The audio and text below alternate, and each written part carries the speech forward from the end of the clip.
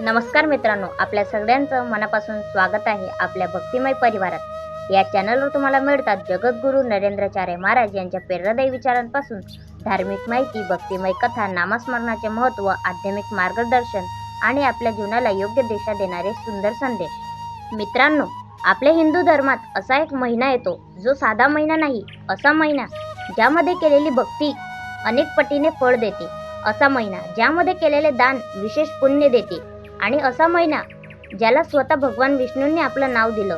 पण असं काय घडलं होतं की या महिन्याला पुरुषोत्तम मास म्हटलं जाऊ लागलं? काय या महिन्यात शुभ कार्य टाळतात आणि का म्हणतात की या महिन्यात फक्त एक देवाचं नाव घेतलं तरी त्याचं पुण्य अनेक पटीने वाढतं? आजच्या या व्हिडिओमध्ये आपण अधिक मासाबद्दल अशी माहिती जाणून घेणार आहोत जी कदाचित तुम्ही याआधी कधी ऐकली नसेल। म्हणून या व्हिडिओमध्ये शेवटपर्यंत नक्की बघा, कारण शेवटी मी तुम्हाला अशी एक गोष्ट सांगणार आहे जी तुमच्या अधिक मासाकडे पाहण्याचा दृष्टिकोन बदलून टाकेल। मित्रांनो, सर्वात आधी आपण समजून घेऊया अधिक मास म्हणजे नेमकं काय। कारण अनेक लोकांना वाटतं हा फक्त एक कॅलेंडरमधला वाढलेला अतिरिक्त महिना आहे, पण त्यामागे खूप मोठं शास्त्र आहे।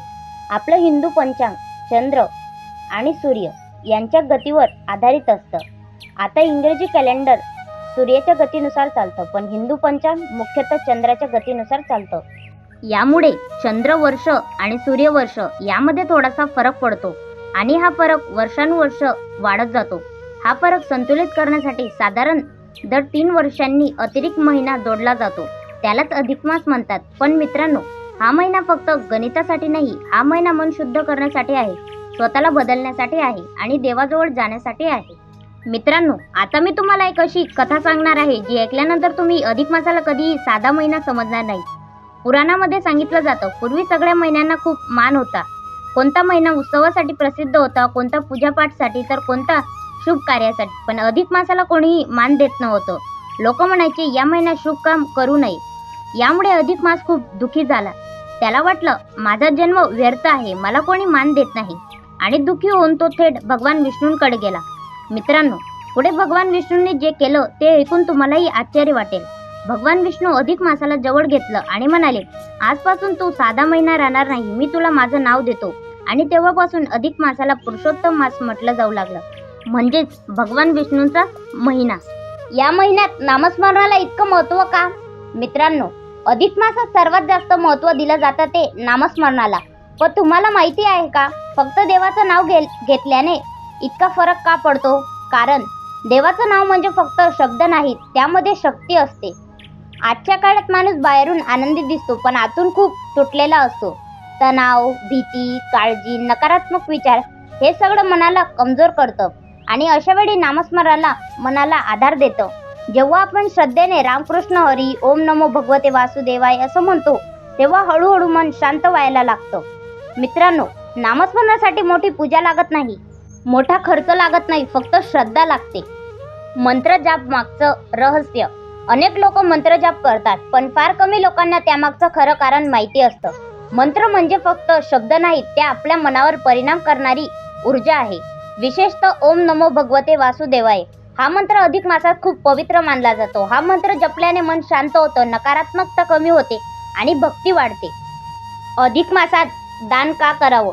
मित्रांनो, भगवानाला फक्त पूजा नको असते, त्यांना माणुसकी हवी असते। म्हणून अधिक मासात दानाला खूप महत्त्व दिलं जातं। पण दान म्हणजे फक्त पैसे देणं नाही, भुकेल्याला अन्न देणं, गरजूंना मदत करणं, दुःखी माणसाला आधार देणं, हे सगळं दानच आहे। कधी कधी आपण दिलेला छोटासा आधारही कोणाचं आयुष्य बदलू शकतो। अधिक मासात काय टाळावं? मित्रांनो, या महिन्यात फक्त पूजा करून उपयोग नाही, आपला स्वभावातही बदल झाला पाहिजे। म्हणून या महिन्यात राग, भांडण, खोटं बोलणं, दुसऱ्याला दुखवणं, वाईट सवयी या गोष्टी टाळायला सांगितल्या आहेत। कारण खरी भक्ती मंदिरात नाही तर आपल्या वागण्यात दिसली पाहिजे।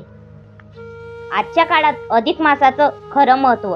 आज माणसाकडे पैसा आहे, मोबाईल आहे, सुविधा आहेत, पण मन शांती नाही। माणूस स्वतःपासूनच दूर जात चाललाय आणि अशा वेळी अधिक मास आपल्याला सांगतो, थोडा वेळ थांबा, स्वतःकडे बघा, देवाशी नातं जोडा आणि स्वतःला बदला। मित्रांनो, अधिक मास हा फक्त एक महिना नाही, तो देवाने दिलेले एक संधी आहे मन शुद्ध करण्याची, वाईट सवयी सोडण्याची आणि भक्तीने आयुष्य सुंदर बनवण्याची. म्हणून या महिन्यात थोडं नामस्मरण करा, थोडी भक्ती करा आणि थोडं चांगलं काम करा, कारण कधी-कधी एक छोटासा चांगला बदलही संपूर्ण आयुष्य बदलू शकतो. जर तुम्हाला आजची ही माहिती आवडली असेल तर व्हिडिओला लाईक करा, जास्तीत जास्त शेअर करा आणि चॅनलला सबस्क्राईब नक्की करा. आणि कमेंटमध्ये सांगा तुम्ही अधिक मासात कोणता जप किंवा सेवा करणार आहात. अशाच भक्तिमय आणि प्रेरणादायी व्हिडिओंसाठी आपल्या परिवारासोबत जोडलेले राहा. जय सियाराम. ओम नरेंद्रनाथाय नमः. भेटूया पुढच्या व्हिडिओमध्ये. धन्यवाद.